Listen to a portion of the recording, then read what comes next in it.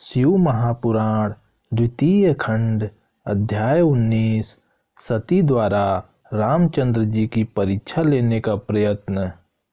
ब्रह्मा जी ने कहा, हे नारद, शिव जी की लीला अत्यंत ही पवित्र एवं शुद्ध है, जिसको पूर्ण रूप से वेद तथा पुराण भी नहीं जानते हैं।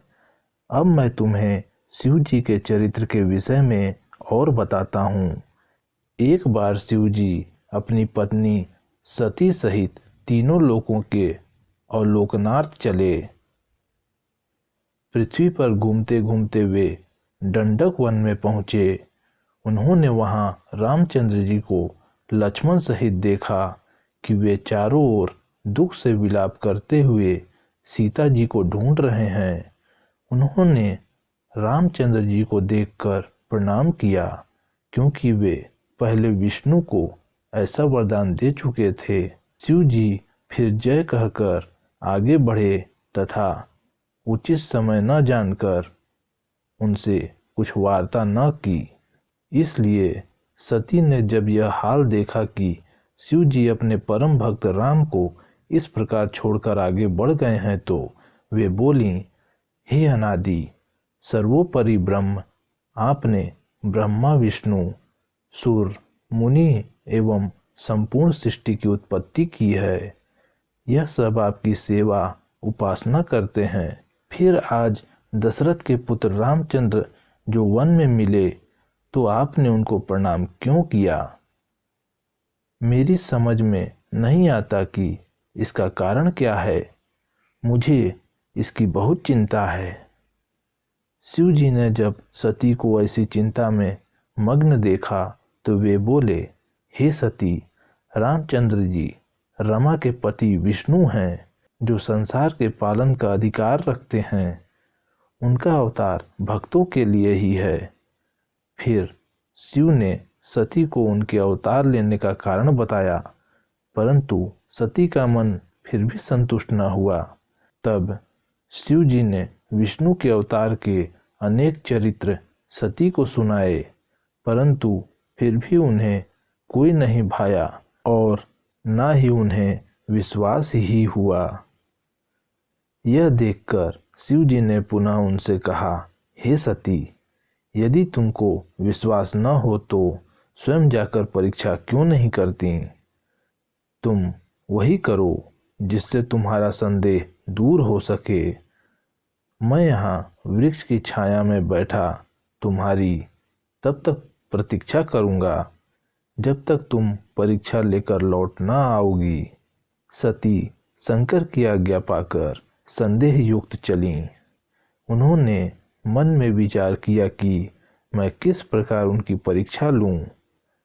बहुत सोचने के पश्चात निश्चय किया कि मैं रामचंद्र के सम्मुख श्री सीता जी का रूप धारण कर जाऊंगी।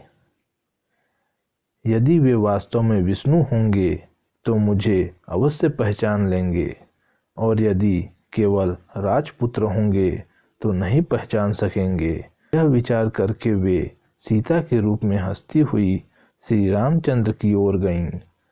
लक्ष्मण ने जब सती को इस स्वरूप में देखा तो आश्चर्य में आकर जाना कि यह सती हैं, परंतु पूर्ण ज्ञान न होने के कारण वे कुछ न बोले। परंतु जब रामचंद्र जी ने सती को ऐसे छल स्वरूप में देखा, तो वे हंस पड़े तथा शिव शिव कहते हुए बोले, जिसका ध्यान करने से संपूर्ण दुख तथा भ्रम दूर हो जाते हैं और जिसके हृदय में सदाशिव का स्थान है, आपने उसे धोखा देने का प्रयत्न किया है। वह सब शिव की ही माया है।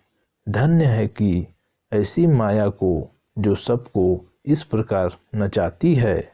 इसके पश्चात रामचंद्र जी ने अत्यंत नम्रता के साथ अपना पिता सहित नाम लेकर पूछा, शिव जी कहाँ हैं तथा हे माता, तुम उनसे अलग वन में अकेली क्यों फिर रही हो?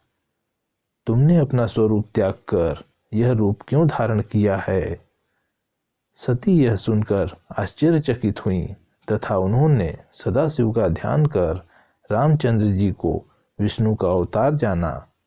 फिर वे अपना रूप धारण कर रामचंद्र जी से बोली, अब मुझे पूर्ण विश्वास है कि तुम विष्णु के अवतार हो, जिन्होंने राजा दशरथ के यहाँ अवतार लिया है। परंतु एक शंका है कि वह तुमसे पूछती हूँ कि शिव जी तुम्हारा चतुर्भुजी स्वरूप देखकर कभी इतने प्रसन्न नहीं हुए जितने यह स्वरूप देखकर आज प्रसन्न हुए हैं। अत्यंत प्रेम से उनके अश्रु बह चले तथा वे तुम्हारी प्रशंसा करने लगे। तुम मुझे सत्य बताओ कि इसका मुख्य कारण क्या है।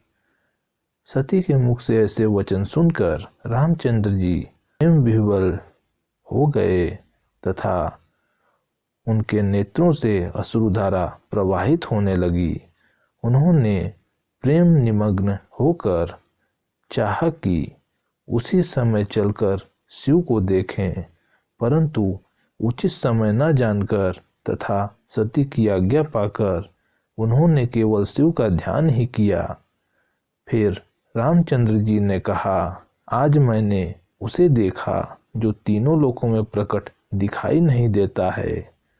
यह मेरा सौभाग्य है कि मैंने उस स्वरूप को देखा है। मेरे भाग्य धन्य है कि उसकी मेरे ऊपर ऐसी कृपा है।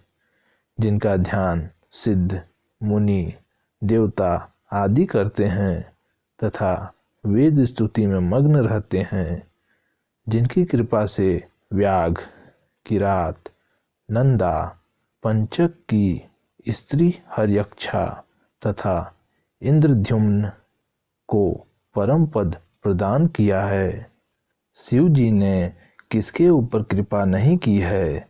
श्री रामचंद्र जी इतना कहकर सती से बोले, हे देवी, शिव जी ने जो मुझे प्रणाम किया उसका यही एकमात्र कारण है कि वे मुझ पर प्रसन्न हैं।